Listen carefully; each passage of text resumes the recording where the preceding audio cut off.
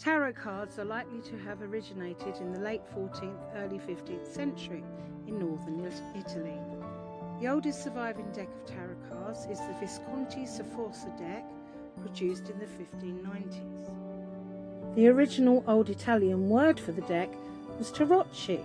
Tarocchi, or tarot as it is now called, used to be played as a precursor to bridge game on a daily basis across most of Europe, although it was not yet popular in England. The oldest known historical document of the word tarot dates back to 1516. It was found in the Registry of Wardrobes at the court of Ferrara in northern Italy. The true origins of the tarot and its age still remain a mystery. Despite documented historical lack of evidence, there are various theories regarding the meaning of the word tarot and its origins. The main theorists believed that A. the tarot derives from the ancient Egyptian word tar, which means path, and ros, which means king or royal. The term indicates this theory in 1781 means that the tarot stood for royal path of life. Theory 2 is that the tarot is derived from the Egyptian A, which means doctrine, and Rosh, which is Mercury, defined therefore as the doctrine of Mercury, which is another meaning for Hermes Trismegistus or Thoth. There are also beliefs that the word Tara in Arabic, meaning he respected, put aside, is also linked to the tarot. The Hebrews believe that the tarot descends from the Torah, Hebrew law, Jean Alexandre Valiant, from 1857. The cards started out originally as an everyday bridge card game across most of Europe, except Britain. They were used more for fortune telling from the 18th century onwards and gained in popularity in England in the late 19th, early 20th century. Tarot games were popular during the Renaissance period, and by the 16th century, tarocchi had become the new name for the special deck of cards. The tarot is made up of 22 picture cards added to the 56 game pack of swords, clubs, spades and hearts. The tarot denotes the fool's journey through life. Each of the 22 major arcana cards stands for a stage in the journey of a person's life path that may incorporate a major decision, event or occurrence. To recap, after being discovered in Italy in the 14th and early 15th century, the cards made their way across Europe to southern France and became popular, especially in Marseille.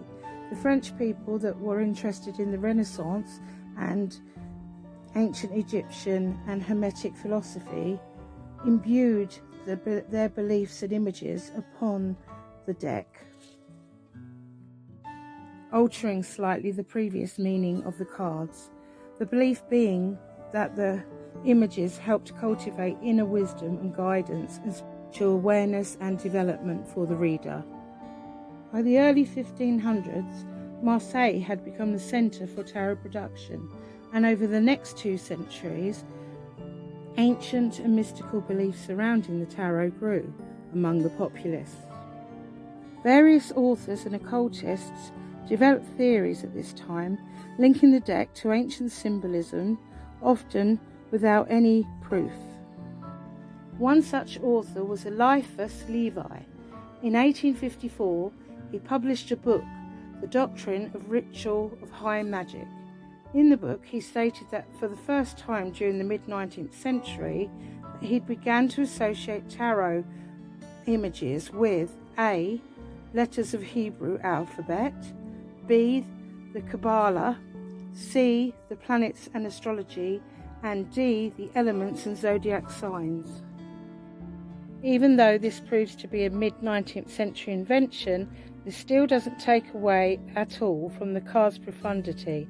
All traditions begin somewhere, and it's impossible to understand the tarot without recognising the mystical allegory contained within the cards. The illustrated images contained in the tarot deck could be correctly named as archetypal images, existing from our oldest recorded history, including primeval images of magicians, hermits and devils. These images portray not just heroic but also frightening and mysterious qualities. The tarot deck is made up of 78 cards. The minor arcana cards are 4 suits: wands, cups, swords and coins. Each suit is numbered ace through to 10. Added to each suit is 4 court cards: the page, the knight, queen and king. 22 cards of the major arcana symbolise life's big choices on the fool's journey, human life path. These are made up of 22 pictured cards.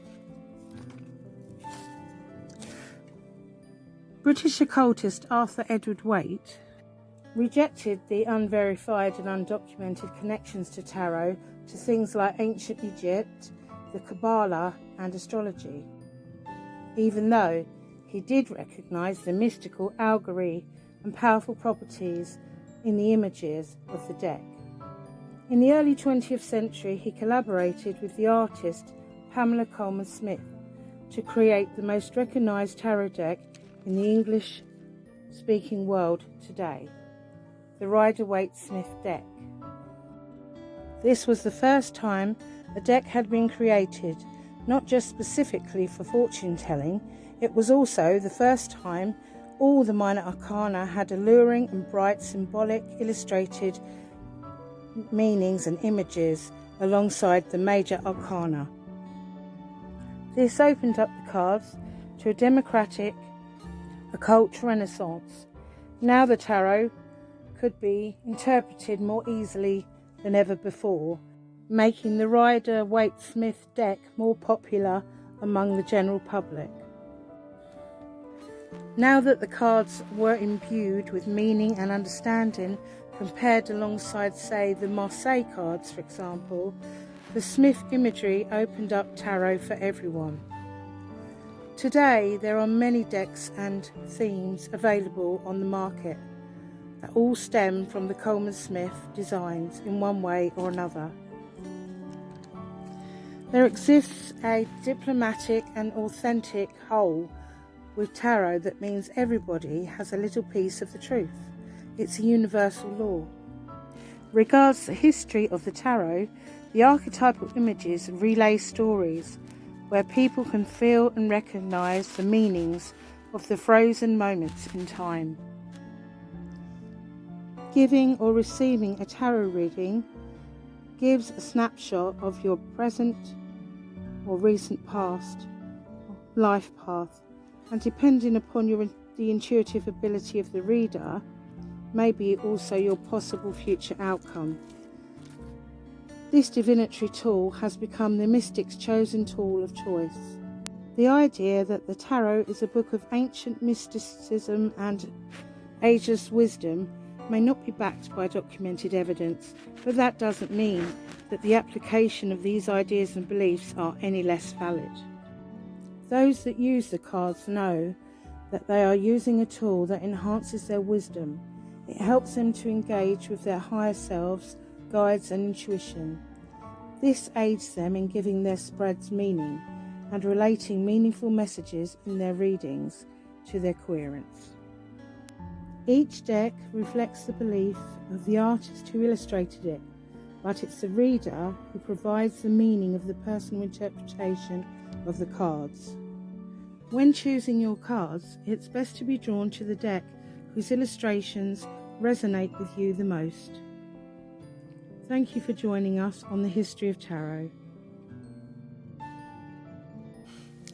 Angels, MBS and Crafts Spiritual and Holistic Wellbeing Days are held every third Saturday of the month at Langham Community Centre, Langham, Colchester Essex C04 5PA. So if you're in the area, why not book in with us or come along for the day, £3 entry for adults, children free, and have a reading. You can have a reading with one of our tarot psychics or one of the mediums that are there. We also raise money for St Helena Hospice and other charitable services, and we have lots of healing, wellbeing, taster treatments available. We look forward to seeing you soon.